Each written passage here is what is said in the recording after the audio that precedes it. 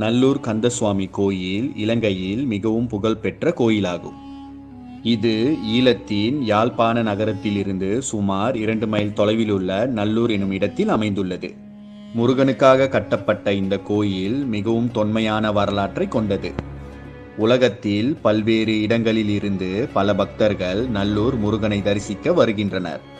948ஆம் ஆண்டில் இந்த கோயில் கட்டப்பட்டதாக அறியப்படுகிறது. இந்த நல்லூர் 12ஆம் நூற்றாண்டு முதல் 17ஆம் நூற்றாண்டின் முற்பகுதி வரை இருந்த யாழ்ப்பாண ராஜ்யத்தின் தலைநகரமாக விளங்கியது. யாழ்ப்பாண அரசு காலத்தில் மிகவும் முக்கியமான ஒரு கோயிலாக இது விளங்கியது. யாழ்ப்பாண அரசர்களின் அரண்மனைகள் கூட நல்லூர் கந்தசுவாமி கோயிலுக்கு அருகே அமைக்கப்பட்டிருந்தது. இன்று நாம் பார்க்கும் நல்லூர் கந்தசுவாமி கோயில் 4வது முறையாக கட்டப்பட்ட கோயிலாகும்.